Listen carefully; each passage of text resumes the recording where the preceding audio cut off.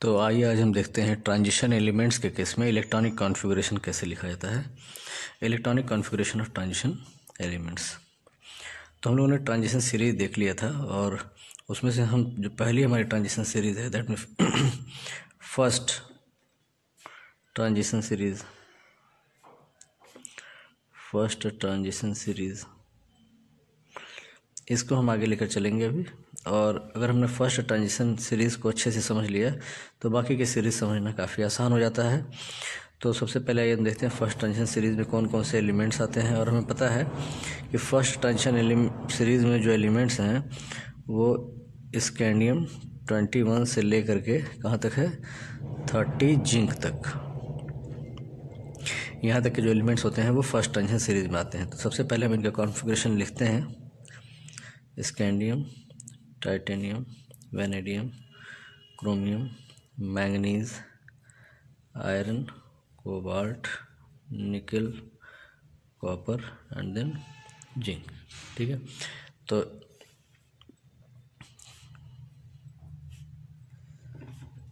24, 25, 26, 27, 28, 29, 30। ठीक है, यानी एलिमेंट्स और इनके एटॉमिक नंबर्स हमने लिख दिए। और आहबा के प्रिंसिपल के अकॉर्डिंग जो है जो इलेक्ट्रॉनिक कॉन्फ़िगरेशन लिखते हैं तो उसमें जो ट्रेंड चलता है वो क्या होता है हम सभी को पता ही है। तो एक बार हम यहाँ लिख देते हैं इन शॉर्ट में 1s2, 2s2, 2p6, 3s2, 3p6, 4s2, 3d10। ठीक है, हमने एक ट्रेंड लिख दिया है एटॉमिक नंबर 30 तक, यानी कि 1s में 2 इलेक्ट्रॉन, 2s में 2 इलेक्ट्रॉन, 2p6 में 2p में 6 इलेक्ट्रॉन। तो इस तरह कर हमने सब में इलेक्ट्रॉन्स भी दिखा दिए, यानी कि सबसेल का ऑर्डर क्या होगा फिलिंग ऑफ इलेक्ट्रॉन के लिए और उसमें कितने इलेक्ट्रॉन मैक्सिमम हो सकते हैं। तो इससे हमें यह आइडिया हो गया कि एटॉमिक नंबर 30 तक जब हम कॉन्फ़िगरेशन लिखते हैं तो हमें किन किन सबसेल्स की ज़रूरत पड़ती है। तो आइए हम शुरू करते हैं। सबसे पहले यहाँ देखें 2, 2, 4, 6, 10, 2, 12, 6, 18, 2, 20, यहाँ तक का जो कॉन्फ़िगरेशन है वो 20 कॉन्फ़िगरेशन हो गया। ठीक है, और यहाँ से 21 स्टार्ट हो रहा है। जब इलेक्ट्रॉन की फिलिंग करेंगे तो 1s2, 2s2, 2p6, 3s2, 3p6, 4s2, यहाँ तक टोटल 20 इलेक्ट्रॉन भरे गए हैं, है ना। और 20 के बाद 21 से लेकर के जो 30 तक के इलेक्ट्रॉन्स आ रहे हैं वो कहाँ जा रहे हैं 21 से लेकर के 30 तक के जो इलेक्ट्रॉन आ रहे हैं वो सभी 3d सबसेल में जा रहे हैं। बात समझ में आ रही है। 3d में 21वां इलेक्ट्रॉन, 22वां इलेक्ट्रॉन, 23वां, 24वां, 25वां, 26वां, 27वां, 28वां, 29वां और 30वां तक के इलेक्ट्रॉन जो है 3d में ही केवल जा रहे हैं सारे के सारे। और 21 से 30 तक जो एटम्स हैं वो कौन है स्कैंडियम से लेकर जिंक तक, जो कि हमारे फर्स्ट ट्रांजिशन सीरीज़ के एलिमेंट्स कहे जाते हैं। जब हम इनका कॉन्फ़िगरेशन लिखते हैं तो देखते हैं कि जो कॉन्फ़िगरेशन है वो यहाँ तक 1s2, 2s2, 2p6, 3s2, 3p6 यानी कि 18 इलेक्ट्रॉन तक का जो कॉन्फ़िगरेशन है। तो यहाँ से लेकर जो कॉन्फ़िगरेशन है वो यहाँ तक वो एटॉमिक नंबर 18 आर्गन का कॉन्फ़िगरेशन है। तो हम इन शॉर्ट ऐसे कॉन्फ़िगरेशन को अगर हम शॉर्ट करना चाहें तो जो आर्गन तक का कॉन्फ़िगरेशन है इसको कह सकते हैं कि ये जो है वो कैसा कॉन्फ़िगरेशन है। ये इसमें इलेक्ट्रॉन्स जो हैं ये जो कॉन्फ़िगरेशन इसको कह सकते हैं कि ये inner core of electron with noble gas configuration है ये। ठीक है, इसको हम कोर कहेंगे, inner core of electrons, inner core of electrons with noble gas configuration argon. ठीक है, तो इस पूरे कॉन्फ़िगरेशन को अगर हम शॉर्ट में लिखना चाहें तो हम इसको ऐसे भी लिख सकते हैं आर्गन और फिर 4s2 3d 1 से लेकर 10 तक के जो भी, यानी कि किसी भी एटम का जिसका भी हम इलेक्ट्रॉनिक कॉन्फ़िगरेशन लिख रहे होंगे तो उसको हम अगर चाहें तो इन शॉर्ट हम इसको इस तरह से कर सकते हैं।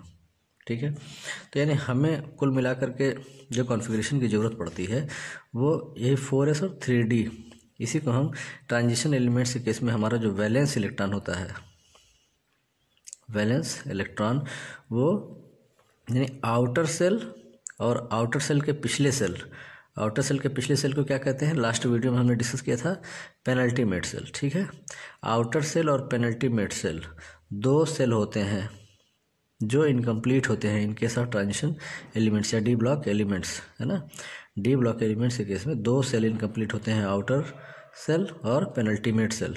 और जो इलेक्ट्रॉन की फिलिंग होती है वो पेनल्टीमेट सेल के डी सब सेल में होती है।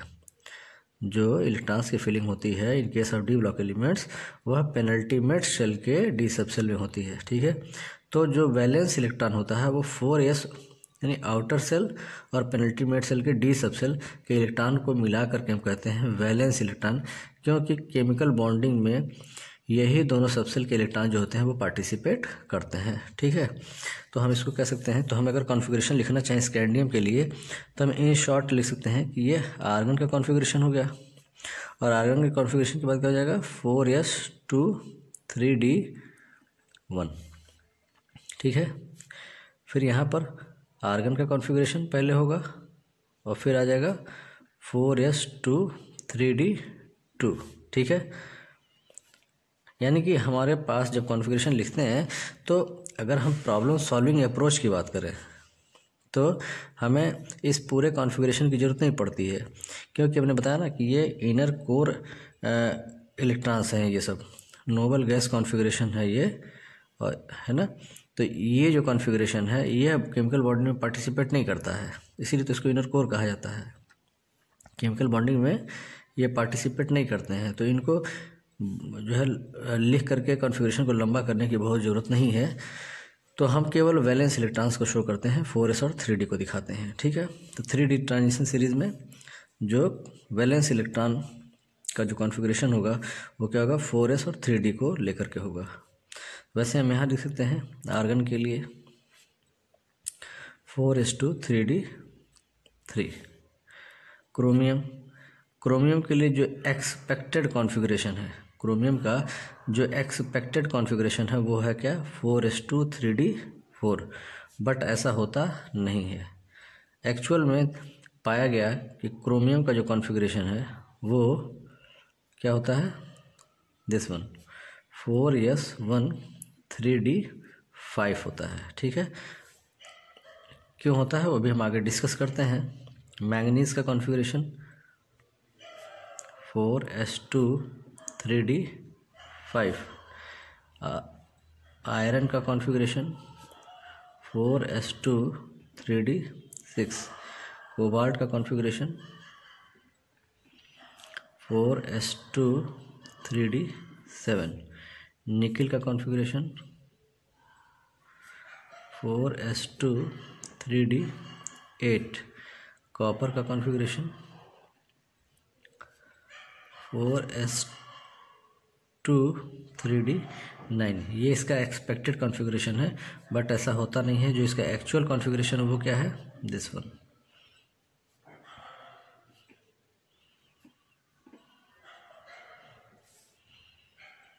जिंक का कॉन्फ़िगरेशन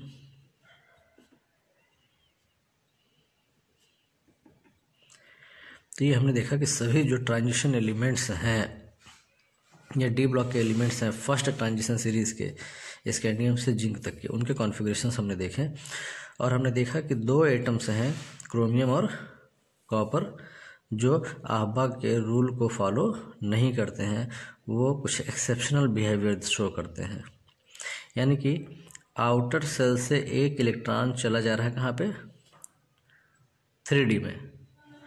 वही चीज़ यहाँ पर भी हो रहा है, आउटर सेल से एक इलेक्ट्रॉन चला जा रहा है कहाँ पे, 3d में। तो ऐसा क्यों हो रहा है, तो देखा गया है कि a subshell having nearly half filled configuration, जैसे 3d का जो कॉन्फ़िगरेशन है वह 3d4 है, जो कि हाफ फील्ड कॉन्फ़िगरेशन के बहुत करीब पहुंच गया है, तो इसको कहेंगे ये नियरली हाफ फील्ड कॉन्फ़िगरेशन है। ये कैसा है, नियरली हाफ फील्ड कॉन्फ़िगरेशन है, और यह कॉन्फ़िगरेशन अपने आप को क्या करता है, हाफ फील्ड में कन्वर्ट करके स्टेबलाइज करना चाहता है। ठीक है, यानी कि दो तरह के कॉन्फ़िगरेशन होते हैं जो स्टेबल कॉन्फ़िगरेशन होते हैं। स्टेबल कॉन्फ़िगरेशन सबसे ज़्यादा स्टेबल कब होता है, जब कोई कॉन्फ़िगरेशन फुल फील्ड हो, जब कोई कॉन्फ़िगरेशन फुल फिल्ड होता है तो सबसे ज़्यादा स्टेबल होता है। बट स्टेबिलिटी की एक कंडीशन और होती है कि अगर कोई कंडीशन हाफ फिल्ड कंडीशन है तो यह भी क्या होगा, स्टेबल कॉन्फ़िगरेशन होता है। फुल फिल्ड कॉन्फ़िगरेशन से मतलब क्या है हमारा, P6 D10 F14 है ना। P सबसेल में 6 इलेक्ट्रॉन्स, D सबसेल में 10 इलेक्ट्रॉन्स, F सबसेल में 14 इलेक्ट्रॉन, यानी अगर पूरा का पूरा अगर भरा है ये सबसेल तो इसको कहेंगे फुल फील्ड कॉन्फ़िगरेशन है। और हाफ फील्ड कॉन्फ़िगरेशन जैसे P के केस में 3, यानी कि सभी ऑर्बिटल्स के पास एक एक इलेक्ट्रॉन हो जाए। P सबसेल में जैसा कि हम जानते हैं कि P सबसेल में 3 ऑर्बिटल्स होते हैं, P सबसेल में 3 ऑर्बिटल्स होते हैं, तो 1 इलेक्ट्रॉन, 2 इलेक्ट्रॉन, 3 इलेक्ट्रॉन। जब 3 इलेक्ट्रॉन की फिलिंग हो जाती है, ये फिलिंग जो है अकॉर्डिंग टू हुड्स रूल किया जा रहा है ना। हुड्स रूल कहता है कि पेयरिंग तब स्टार्ट करेंगे जब अवेलेबल सभी ऑर्बिटल्स में पैरेलल स्पिन के अनपेयर्ड इलेक्ट्रॉन कंप्लीट हो जाए। तो पहले हम इनको क्या करते हैं, पैरेलल स्पिन के एक एक इलेक्ट्रॉन सभी में डाल देते हैं। जब सभी में एक एक इलेक्ट्रॉन चले जाते हैं, मैक्सिमम अनपेयर्ड इलेक्ट्रॉन की कंडीशन को जब ये अटेन कर लेता है तब उसके बाद पेयरिंग स्टार्ट करते हैं। यानी कि हाफ फील्ड कॉन्फ़िगरेशन P के केस में कितना होगा, P3 कॉन्फ़िगरेशन जो है वो हाफ फील्ड है। इसी तरह अगर D सबसेल की बात करें तो D सबसेल में 5 ऑर्बिटल्स होते हैं, तो 1 2 3 4 5, तो D में D5 जो कंडीशन होगी वो हाफ फील्ड कंडीशन होगी। और जब पेयरिंग स्टार्ट हो जाएगी तो ये कंडीशन हो गई P6 और ये कंडीशन हो जाएगी D10 और फुल फील्ड हो जाएगा।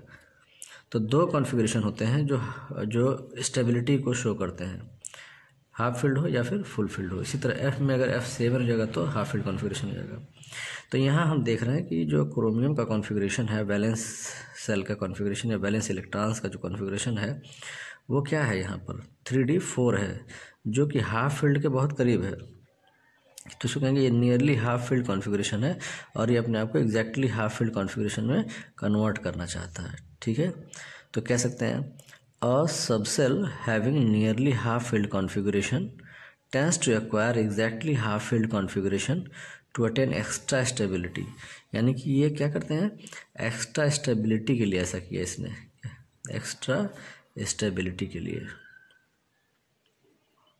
एक्स्ट्रा स्टेबिलिटी के लिए क्या हुआ है, 4s से एक इलेक्ट्रॉन क्या हो गया है, चूँकि इनके बीच में एनर्जी की गैपिंग भी बहुत कम है तो एक इलेक्ट्रॉन यहाँ से क्या होता है, ये 3D में चला आता है ताकि इसका कॉन्फ़िगरेशन जो है वो स्टेबल हो जाए। और एक्सपेक्टेड जो है 4s2 3d4 वो ऐसा होता नहीं है, इन एक्चुअल जो है वो 4s1 3d5 होता है। ठीक है, तो क्यों किया, एक्स्ट्रा स्टेबिलिटी के लिए किया इसने। ठीक है, तो एक्स्ट्रा स्टेबिलिटी कैसे आई, ये बात समझ में आ गई फुल फील्ड और हाफ फील्ड कॉन्फ़िगरेशन की। ठीक है, in case of some elements where the two subcells differ slightly in their energies, है ना, one electron may shift from a subcell of lower energy to a subcell of higher energy to give a more stable configuration।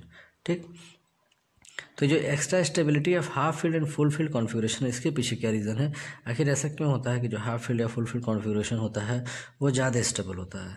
तो इसके stability के पीछे, यानी कि stable जो configuration है इसके पीछे 2 रीज़न बताए जाते हैं। एक तो है सिमेट्रिकल डिस्ट्रीब्यूशन ऑफ इलेक्ट्रॉन्स,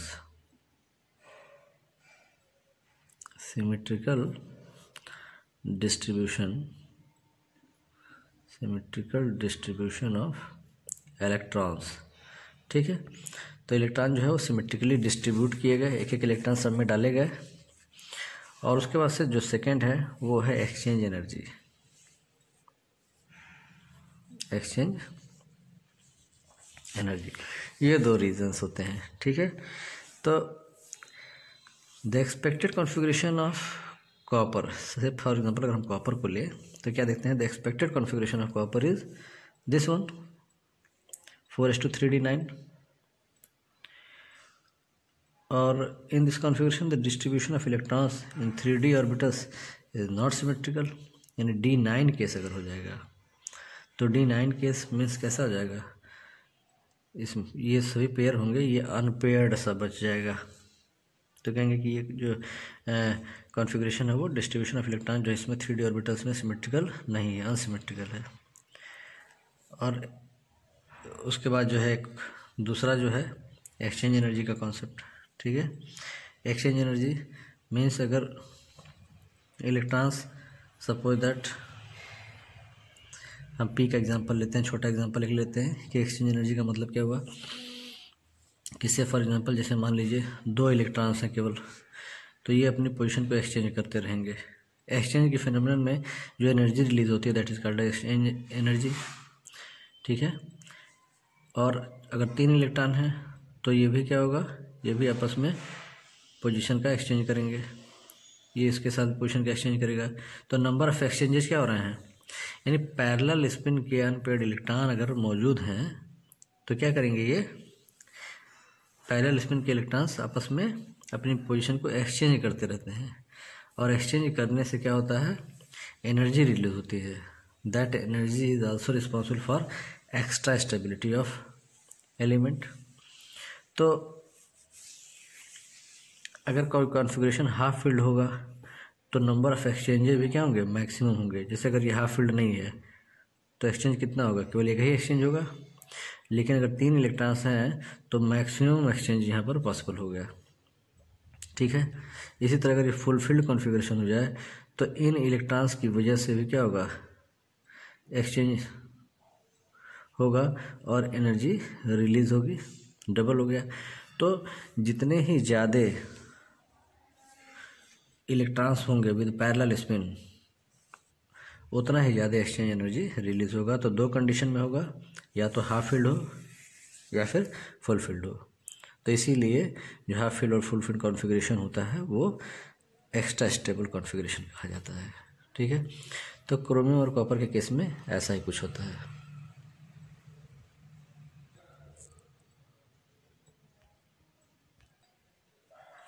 तो आइए आज हम समराइज़ कर लेते हैं डी ब्लॉक एलिमेंट्स के इलेक्ट्रॉनिक कॉन्फ़िगरेशन को।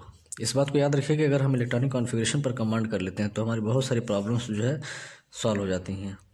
तो हम केवल डी ब्लॉक को यहाँ पर ड्रॉ करेंगे।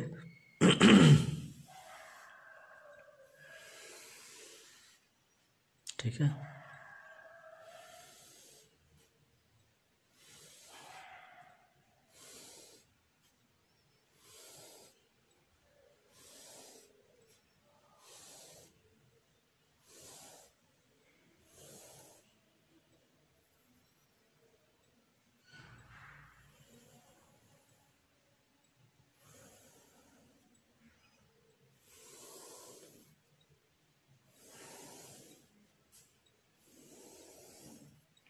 ठीक है।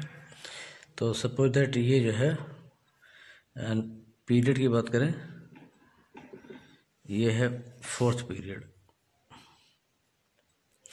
ये है 5th पीरियड और ये है 6th पीरियड।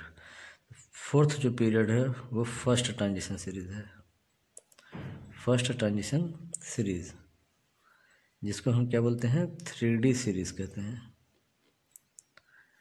उसी तरह से ये सेकेंड ट्रांजिशन सीरीज है, सेकेंड ट्रांजिशन सीरीज जिसको हम क्या बोलते हैं, 4D सीरीज कहते हैं। ये हम लोगों ने लास्ट वीडियो में डिस्कस कर लिया है। इसको बोलते हैं थर्ड ट्रांजिशन सीरीज,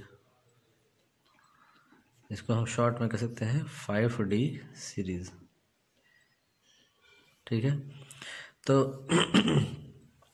एक और होता है 6th पीरियड का भी, जिसको 4th ट्रांजिशन सीरीज कहते हैं या 6D सीरीज कह सकते हैं, बट हमें उसकी ज़रूरत नहीं है। फिलहाल हम 3 को अच्छी तरह से समझ लेते हैं। अगर हमने इनको समझ लिया तो बहुत ही हमारे लिए आसान काम हो जाएगा। और फर्स्ट ट्रांजिशन सीरीज़ को तो हमें हर हाल में तैयार होना चाहिए, हर हाल में याद होना चाहिए, ठीक है। ग्रुप नंबर हमें पता है, हम इधर ग्रुप नंबर भी लिख देते हैं। ग्रुप नंबर क्या है इधर, 3, 4, 5, 6, 7, 8, 9, 10, 11 और 12, ठीक है। ग्रुप नंबर 3 से 12 तक के एलिमेंट्स हैं इसमें। तो क्या क्या है, स्कैंडियम 21 से लेकर के जिंक तक के element 30, scandium, titanium, vanadium, chromium, manganese, iron, cobalt, nickel, copper, zinc, ठीक है।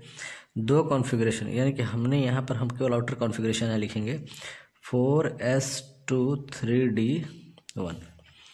तो एक शॉर्ट ट्रिक मैं बता देता हूँ आपको कि हमेशा आउटर कॉन्फ़िगरेशन की ही ज़रूरत पड़ती है। तो हमको आउटर कॉन्फ़िगरेशन जो है एक झटके से कैसे किसी का याद आ जाए, तो हम इसके बस केवल हम इसके एटॉमिक नंबर को ध्यान दें। जैसे 21 है तो 4s2 3d1। अब ये 22 है तो 4s पर 2 और 3d भी 2। वैनेडियम में 23 है तो 4s2 3d3। ठीक है। इसी तरह 4s2 3d4। तो हमें ये याद होना चाहिए कि क्रोमियम जो है क्या है, एक एक्सेप्शनल केस है। तो हम इसको 4s1 3d5। ठीक है। मैंगनीज के लिए क्या होगा, तो मैंगनीज के लिए फिर अभी पहले वाला फॉलो करेंगे 4s2 3d5, फिर 4s2 3d6, 4s2 3d7, 4s2 3d8, फिर 4s1 3d10 एक्सेप्शनल कॉन्फ़िगरेशन, फिर 4s2 3d10 फुलफिल्ड कॉन्फ़िगरेशन। तो यहाँ देख रहे हैं फुलफिल्ड कॉन्फ़िगरेशन रहता है। ठीक है। तो इसीलिए इसको ट्रांजिशन मेटल कहते भी नहीं है, है ना। ट्रांजिशन मेटल होने के लिए क्या चाहिए, डी का कॉन्फ़िगरेशन जो है वो पार्सली फिल्ड होना चाहिए, D9 तक, यानी D1 से लेकर D9 तक का कॉन्फ़िगरेशन होना चाहिए ताकि उसके पास कुछ अनपेड इलेक्ट्रॉन भी बचा रहे। ठीक है। खैर, तो ये कॉन्फ़िगरेशन है फर्स्ट ट्रांजिशन सीरीज़ का। इसमें दो एक्सेप्शनल केस आए। दो एक्सेप्शनल केस कौन कौन से हो गए, एक तो एक्सेप्शनल केस हमारा हो गया क्रोमियम, इसको हम इस तरह से दिखा देते हैं। ठीक है। और दूसरा एक्सेप्शनल केस जो हो गया वो कॉपर हो गया। ये हमें ध्यान देना है। ठीक। अब इसके बाद हमारी जो है सेकेंड ट्रांजिशन सीरीज स्टार्ट होती है। तो सेकेंड ट्रांजिशन सीरीज में एलिमेंट्स कहाँ से होते हैं, तो एटॉमिक नंबर कहाँ से 39 से लेकर के कहाँ तक 48 तक के एलिमेंट्स होते हैं। जैसे 39 वाला एलिमेंट कौन सा है, यूटर्बियम। यूटर्बियम के बाद आता है जर्कोनियम, फिर नायोबियम, फिर मॉलिब्डेनम, फिर टेक्नीशियम, है कि नहीं। फिर इसके बाद Ru, Rh, Pd, palladium, Ag, और लास्ट में क्या है कैडमियम। तो जिंक, कैडमियम और मरकरी, ये तीनों जो है ट्रांजिशन एलिमेंट्स नहीं है। जिंक, कैडमियम, मरकरी तो हमें याद रखना चाहिए। ठीक है। तो फिर इसके बाद से 6 वाले पर आते हैं। तो 6 वाले में क्या है, लैंथेनम 57, फिर 14 एलिमेंट जो है बाहर निकल जाते हैं लेंथेनाइट सीरीज में। उसके बाद से 57 से जब 14 एलिमेंट निकल गए तो नेक्स्ट एटॉमिक नंबर बचता हमारा 72, हैफनियम, है ना, टेंटेनम 73, टेंटेनम के बाद आता है टंगस्टन 74, है ना। तो इस तरह से हम जो है इन सभी को लर्न कर लेंगे। फिर उसका ऑस्मियम आ गया 76, फिर इरिडियम आ गया 77, प्लेटिनम आ गया 78, गोल्ड आ गया 79, मरकरी आ गया 80। यहाँ पर जाएगा 40, 41, 42, 43, 44, 45, 46, 47, 48। ठीक है। अब यहाँ पर हमें बहुत सावधान रहने की ज़रूरत है। अब ये ध्यान देंगे कि हर जगह कॉन्फ़िगरेशन क्या हो गया हमारा, हमने 4D जो ट्रांजिशन सीरीज़ है तो हमने क्या देखा कि यहाँ पर जो कॉन्फ़िगरेशन आ रहा है ना, इस वाले केस में वो हमने क्या पाया, यानी 4s जो है वेरी कर रहा है, 1 है कहीं कहीं पे और या कहीं कहीं पे 2 है, और 3D का जो कॉन्फ़िगरेशन है 1 से लेकर 10 तक। ठीक है। अब यहाँ पर देखें, यानी कॉन्फ़िगरेशन जो 4s का है वो 2 ही ऑलमोस्ट है। 4s यानी NS जो कॉन्फ़िगरेशन है वो ऑलमोस्ट 2 है। ठीक है। लेकिन जहाँ एक्सेप्शनल केस हो रहा है वहाँ क्या हो रहा है, NS 1 हो जाया कर रहा है। सबसे ज़्यादा जो एक्सेप्शनल केस हैं वो फिफ्थ पीरियड यानी सेकेंड ट्रांजिशन सीरीज में है। 4D transition series exceptional case से भरा पड़ा हुआ है ना। तो जो यहाँ पर एक्चुअली में जो रीज़न होता है, जैसे हमने कहा यहाँ पे एक्स्ट्रा स्टेबिलिटी का जो रीज़न बताया उससे थोड़ा डिफरेंट रीज़न यहाँ पे, जैसे न्यूक्लियर इलेक्ट्रॉन फोर्सेज या इलेक्ट्रॉन फोर्सेज यहाँ पर होते हैं, कंसीडर किए जाते हैं। इन शॉर्ट मैं आपको समराइज कर देता हूँ। यहाँ पर nuclear electron and electron forces are responsible होते हैं। इनका जो सिग्निफिकेंट रोल होता है इसकी स्टेबिलिटी के लिए, ठीक है। यहाँ पर बहुत ज़्यादा एक्सेप्शनल केसेस होते हैं, तो हम यहाँ क्या करते हैं, जो कॉन्फ़िगरेशन है वो 5s और 4d की सहायता से लिखा जाएगा। ये आउटर जो कॉन्फ़िगरेशन यहाँ 4s था, यहाँ 5s हो गया, और यहाँ 3d था तो यहाँ 4d हो गया। उसी तरह यहाँ पर क्या हो जाएगा, 6s हो जाएगा तो 5d हो जाएगा। और कॉन्फ़िगरेशन लास्ट का जो है, जो यहाँ है वही यहाँ होगा, और जो यहाँ है वही यहाँ होगा, ठीक है। ग्रुप में कॉन्फ़िगरेशन जो है वो एक जैसा होगा। जैसे अगर हम टाइटेनियम का कॉन्फ़िगरेशन देखें तो जर्कोनियम का क्या होगा, 5s2 4d2। हैफनियम का क्या होना चाहिए, 6s2 5d2, ठीक है। बट नायोबियम से अब हमें ध्यान देना होगा कि अब हम क्या करते हैं, जहाँ जहाँ एक्सेप्शनल केस है अगर हम 5s1 लिख दें तो ये बात स्पष्ट हो जाएगी हर जगह क्या है यहाँ पर।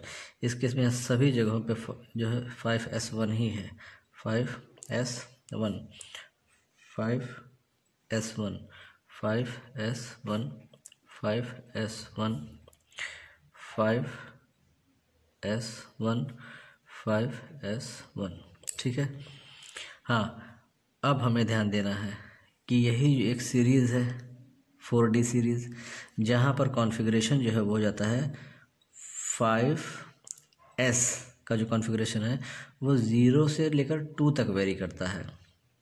याद होगा कि हम लोगों ने ट्रांजिशन, यही एक रीज़न था जिसकी वजह से हम पूरे ट्रांजिशन एलिमेंट्स के लिए या डी ब्लॉक एलिमेंट्स के लिए, डी ब्लॉक एलिमेंट्स का जो जनरल कॉन्फ़िगरेशन हमने क्या लिखा था, NS0 to 2 ND1 to 10 n-1 होगा, ठीक है, this one NS0 to 2 n-1 D1 to 10, ये कॉन्फ़िगरेशन में लिखा था। तो 1 to 10 तक तो डी कॉन्फ़िगरेशन वेरी कर रहा है, तो बात समझ में आ रही है। लेकिन NS में 1 और 2 कॉन्फ़िगरेशन के अलावा 0 कहाँ से आ गया, तो केवल और केवल पूरे ट्रांजिशन सीरीज़ में, पूरे ट्रांजिशन एलिमेंट से केवल एक ही एलिमेंट है, दैट इज़ पैलेडियम। यानी कि हमने अगर इसको इस तरह से डिस्कस किया है तो अब हमें याद भी रहना चाहिए कि पैलेडियम ही एक ऐसा केस है जिसमें 5s में 0 इलेक्ट्रॉन्स होते हैं। तो इसी के बेस पे हम जो कॉन्फ़िगरेशन उसको ठीक कर सकते हैं। अगर ये S1 हो गया तो जो D का कॉन्फ़िगरेशन है वो क्या हो जाएगा, यहाँ 3 था और यहाँ से एक इलेक्ट्रॉन जो है 5s से चला गया इसमें, तो क्या हो जाएगा 4 हो जाएगा, ठीक है। तो यहाँ पर क्या होगा 4D, अब चूँकि ऑलरेडी वही केस है तो क्या हो जाएगा 5, यहाँ पर क्या हो जाएगा, अब इसको हमने कर दिया तो जो कॉन्फ़िगरेशन यहाँ है उससे एक इलेक्ट्रॉन एक्स्ट्रा हो जाएगा, तो 4D6 4D7 4D8 और 4D9 होता, लेकिन एक वो भी चला गया एक जो था, तो क्या हो जाएगा 4D10। अब 5s1 फिर हो गया तो 4D10, यानी ये तो कॉन्फ़िगरेशन सेम हो गया है ना। फिर यहाँ पर क्या हो जाएगा, अब 5s2 4D10 ध्यान देंगे, ठीक है। तो जो कॉन्फ़िगरेशन हमारे जो एक्सेप्शनल केसेस आए वो कौन कौन से आ गए, ये सारे जो है केसेस कैसे हो गए, एक्सेप्शनल केसेस हो गए। यहाँ तक सिल्वर तक का जो केस है वो क्या है, एक्सेप्शनल केस हो गया। ये सारे केसेस हमारे कैसे हो गए, एक्सेप्शनल केसेस हो गए, ठीक है। तो आप भी इसी तरह से ड्रॉ कर लेंगे अपनी कॉपी में, तो हमेशा के लिए एक्सेप्शनल केस हमारे दिमाग में बैठ जाए कि कहाँ कहाँ पर एक्सेप्शंस आते हैं, ठीक है। और उन एक्सेप्शनल केसेस में जो एक और एक्सेप्शनल केस है जो अपने आप में एकदम अलग थलग है, वो कौन सा हो गया, पैलेडियम का केस। पैलेडियम का केस जो सबसे डिफरेंट हो गया कि इसमें 0 इलेक्ट्रॉन आ गया, ठीक है। तो इसको थोड़ा सा और मार्क कर देते हैं, ठीक। फिर बात आती है 5D सीरीज़ की, है ना, थर्ड ट्रांजिशन सीरीज़ की। तो अब क्या कॉन्फ़िगरेशन होना चाहिए, तो केवल हम यहाँ पे एक्सेप्शन वाली बात अगर करें तो यहाँ पर जो केस है वो 6s1 हो जाएगा, और यहाँ का भी जो केस है ये तो पूरा का पूरा ग्रुप ही ऐसा होता है, तो यहाँ पर भी 6s1 ही होगा। तो ये क्या होगा 5d10। ये तो बात क्लियर है, बट एक केस केवल यहाँ पर इसके अलावा एक्सेप्शनल हो जाती है, 6s1 ये वाला, ठीक है। और ये तो 5d9 केस है, ठीक है। तो ये दो एक्सेप्शनल केस यहाँ पर होते हैं।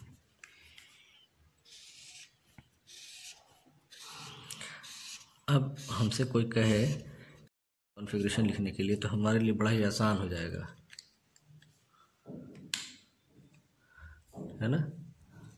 अगर कोई हमसे कहता है कि किसी भी सीरीज़ के लिए इलेक्ट्रॉनिक कॉन्फ़िगरेशन लिखने के लिए, तो किसी भी सीरीज़ का हम इलेक्ट्रॉनिक कॉन्फ़िगरेशन लिख सकते हैं। अब हमसे गलती होने के चांसेस नहीं रहेंगे अगर हमने आउटर सेल कॉन्फ़िगरेशन को या वैलेंस इलेक्ट्रॉन वाला जो कॉन्फ़िगरेशन है इस पोर्शन को अगर हमने सही कर लिया। जैसे इस सीरीज़ का लिखना है तो बेहिचक हमें जो होना चाहिए वही हम एक्सपेक्टेड ही सारा हो गया, यानी कि 6s2 5d3, एक एक इलेक्ट्रॉन डी में केवल भरते जाना है। यहाँ पर एक्सेप्शनल केस था तो साथ में मॉलिब्डेनम भी एक्सेप्शनल हो गया, बट टंगस्टन में ऐसी कोई बात नहीं है। 6s2 5d4, यानी एक्सपेक्टेडली जो होना चाहिए वही यहाँ पर होगा। 6s2 5d5, 6s2 5d6, 6s2 5d7, फिर 6s1 हो गया, 5d9 हो गया। तो लास्ट वाले में क्या होगा 6s2 5d10, ठीक है। तो इसका जो कॉन्फ़िगरेशन निकल के आया वो क्या आया, जैसे यहाँ पे 5s022 था और 4d1 to 10 है, यहाँ पर क्या होगा 6s0 होगा, नहीं 1 to 2 एंड 5d1 to 10। तो एज अ होल जो निकल के आया वो क्या आया, ns जो है वो 0 to 2 और n-1d1 to 10 वेरी कर रहा है, ठीक है। तो यानी कि अगर हमने इस टेबल को समझ करके बना लिया तो टोटल एक्सेप्शनल केस कितने हो गए 1 2 3 4 5 6 7 8 9 10 11। टोटल जो है एक्सेप्शनल कॉन्फ़िगरेशन कितने हैं 11 कॉन्फ़िगरेशंस जो हैं वो ट्रांजिशन एलिमेंट्स में, डी ब्लॉक एलिमेंट्स में वो कैसे हैं एक्सेप्शनल केस, ठीक है। तो इन चीज़ों को हमें ध्यान में रखना है, तो हमारा जो है बहुत सारा काम जो है वो आसान हो जाएगा। पूरी की पूरी ट्रांजिशन सीरीज़ या ट्रांजिशन एलिमेंट्स को लेकर जो भी प्रॉब्लम्स एग्जाम में आएंगे हमारे कभी गलत नहीं होंगे अगर हमने इस बात का ध्यान दिया तो, ठीक है। बाकी नेक्स्ट वीडियो में